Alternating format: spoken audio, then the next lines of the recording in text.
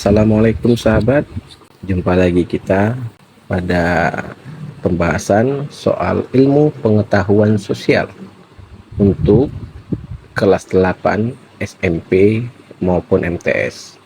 Semoga sahabat dalam keadaan sehat, semangat, dan berbahagia karena mendapatkan nilai yang baik. Dan sebentar lagi sahabat akan menghadapi ujian semester ya sahabat. Semoga semangat selalu belajarnya. Kali ini kita akan membahas soal pada halaman 153, dimulai dari soal nomor 11. Salah satu cara untuk melihat tingkat kesehatan penduduk adalah dari titik-titik. A. Umur harapan hidup saat lahir. B. Standar hidup layak. C. Peluang hidup. D. Pengetahuan.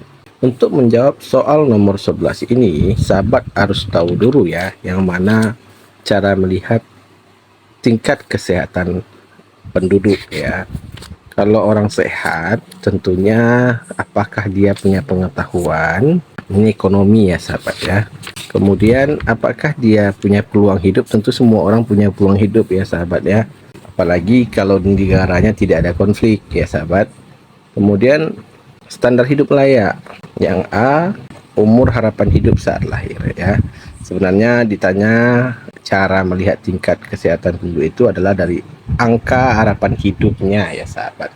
Angka harapan hidup tiap negara itu sangat berbeda-beda tergantung dari kesehatan penduduknya ya sahabat ya. Berarti jawaban nomor 11 itu adalah A. Kita masuk ke soal nomor 12. Norma adalah aturan atau ketentuan yang mengikat warga kelompok dalam masyarakat dan digunakan sebagai panduan, tatanan, dan pengendali tingkah laku yang sesuai dengan harapan masyarakat. Berikut yang menunjukkan urutan norma dari yang berkekuatan paling lemah ke yang paling kuat. A. Cara, kebiasaan, tata kelakuan, adat istiadat. B. Kebiasaan, tata kelakuan, adat istiadat, cara. C. Tata kelakuan, cara, kebiasaan, adat istiadat. D. Adat istiadat, cara, kebiasaan, tata kelakuan. Jadi yang ditanya itu adalah dari yang paling lemah sampai yang paling kuat. Berarti kita harus tahu dulu ya dari mana asal usulnya ya. Awal yang paling penting itu adalah cara ya. Cara itu hal yang dilakukan, kemudian cara itu dilakukan berulang-ulang, maka disebut dia menjadi kebiasaan ya. Kemudian kebiasaan itu dijadikan semacam hukuman ataupun teguran ataupun reward, maka itu disebut dengan tata kelakuan. Kemudian tata kelakuan ini bisa berubah menjadi adat istiadat apabila diturunkan dari generasi ke generasi. Maka jawaban yang tepat itu adalah A ya sahabat untuk nomor 12. Baik sahabat, kita lanjut ke soal nomor 13. Sumber daya alam di Indonesia sangat berlimpah. Namun masyarakat perlu menyadari bahwa sumber tersebut dapat berkurang atau bahkan hilang jika tidak dikelola dengan baik. Oleh karena itu, pemanfaatan sumber daya alam harus mementingkan kelestarian yang didasari dengan A. Norma yang mengikat perilaku masyarakat sehingga ruang gerak menjadi terbatas dan terukur. B. Semangat untuk membangun negeri dengan mempertimbangkan kebutuhan generasi mendatang. C. Keinginan yang kuat untuk menjadikan negara Indonesia sebagai negara yang aman untuk dihuni. D. Sikap bijak dari masyarakat guna memanfaatkan secara maksimal kekayaan alam untuk diri sendiri. Yang D kita coret langsung ya sahabat ya. Ya, karena tidak sesuai. Yang A juga kita coret sahabat karena di sini kata bahasanya terbatas dan terukur ya, ruang gerak malahan ya. Kemudian tinggal B dan C ya, mana yang lebih bagus bahasanya ya sahabat ya. Biasanya sumber daya alam ini harusnya kita bisa atur ya, kita berikan juga kebanggaannya dan bisa menikmatinya untuk generasi mendatang. Tidak hanya kita sendiri ya sahabat ya. Berarti jawabannya adalah B. Oke sahabat, kita lanjut ke soal nomor 14. Perhatikan pernyataan berikut. 1. Memelihara ketertiban di dalam. 2. Pedoman untuk menggunakan tenaga kerja. 3. Sebagai perantara perpindahan warisan kebudayaan. 4. Mempersiapkan individu dengan berbagai peran sosial. 5. Memperkuat penyesuaian diri dan mengembangkan hubungan sosial. Fungsi-fungsi lembaga pendidikan ditunjukkan oleh pernyataan nomor. Fungsi dari lembaga pendidikan yang ditanya ya sahabat ya. Kita lihat sahabat ya. 1. Memelihara ketertiban di dalam. Ini bukan fungsi dari lembaga pendidikan ya sahabat. 2. Pedoman untuk menggunakan tenaga kerja. Ini fungsi lembaga ekonomi atau tenaga kerja ya sahabat ya. 3. Sebagai perantara perpindahan warisan kebudayaan. Ya, pendidikan itu adalah salah satu perantara ya. Kenapa disebut perpindahan? Karena kita diajarkan, diberitahu, dikasih ilmunya ya sahabat. 3 itu masuk kategori. 4. Mempersiapkan individu dengan berbagai peran sosial. Ya, tentu. Karena lembaga pendidikan tujuan adalah untuk menjaga kualitas dan meningkatkan kualitas hidup juga ya sahabat ya. Yang kelima, memperkuat penyesuaian diri dan mengembangkan hubungan sosial. Iya, dimana kita sekolah jumpa kawan-kawan yang berbeda ras, berbeda suku ya, berbeda agama ya, berbeda tempat tinggal, maka memang nomor 5 masuk ya. Berarti jawabannya itu sudah pasti, yaitu D ya sahabat. 3, 4, dan 5. Baik sahabat, kita lanjut ke soal nomor 15 ya sahabat. Mematikan lampu ketika tidak digunakan merupakan kebiasaan baik yang harus diterapkan. Apabila kebiasaan tersebut diterapkan, harapannya penggunaan listrik akan hemat sehingga berdampak baik untuk lingkungan dan keberlangsungan hidup generasi selanjutnya. Pembiasaan tersebut merupakan fungsi lembaga keluarga, yaitu A. Pengawas sosial, B. Sosialisasi, C. Proteksi, D. Afeksi. Jadi yang ditanya di sini adalah dalam narasi di atas, mana sih yang di bawah ini masuk ke dalam fungsi lembaga keluarga ya sahabat ya. Kita lihat A. Pengawasan sosial ya, ini masyarakat sahabat ya, lembaga sosial berarti ya. Proteksi, di sini tidak ada kata proteksi, itu pelindung, di situ hanya kita diberikan semacam pengetahuan ya sahabat ya. Afeksi ya, kalau ini tindakan ya sahabat ya. Maka jawaban yang cocok itu adalah di B ya sahabat, sosialisasi. Baik sahabat, kita masuk ke soal nomor 16. Perhatikan teks berikut. Selama beberapa generasi, Qoying telah berdagang dengan Tiongkok melalui pelabuhan kerajaan Funan di Eo Selatan. Selain itu, Qoying juga menjadi pelabuhan terakhir bagi kapal-kapal dagang yang berlayar dari India melalui Selat Melaka.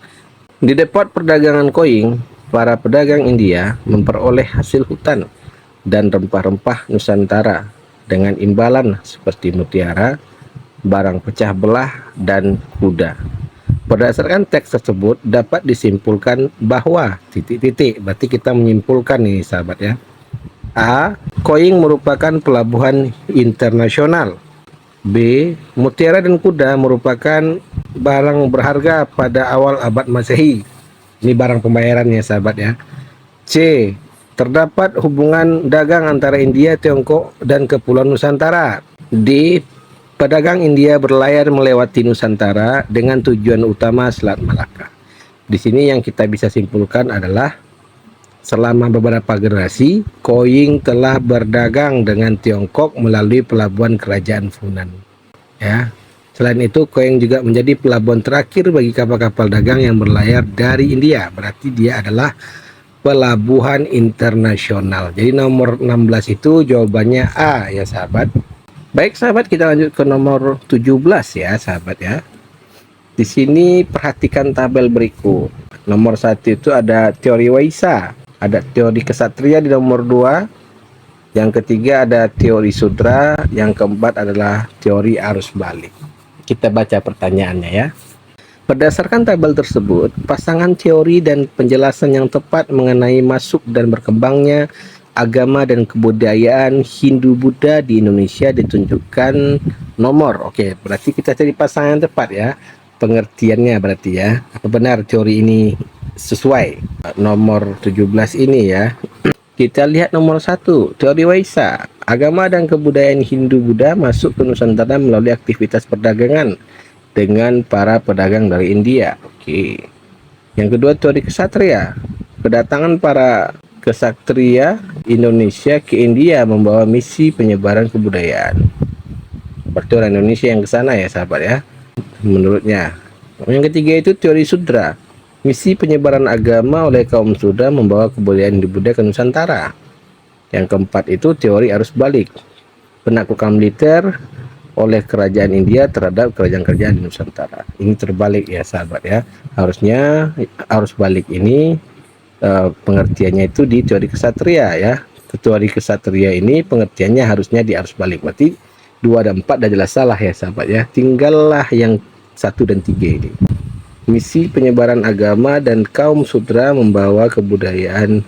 Harusnya kalau misi penyebaran agama itu yaitu Brahmana ya sahabat ya, karena di kasta Hindu itu hanya Brahmana itu yang mampu membaca kitab sucinya ya, berarti itulah yang bisa menyebarkan agama Hindu secara logikanya ya sahabat. Tapi kita lihat di sini teori yang benar itu penjelasannya adalah di teori Waisa, karena Waisa pedagang ya sahabat ya.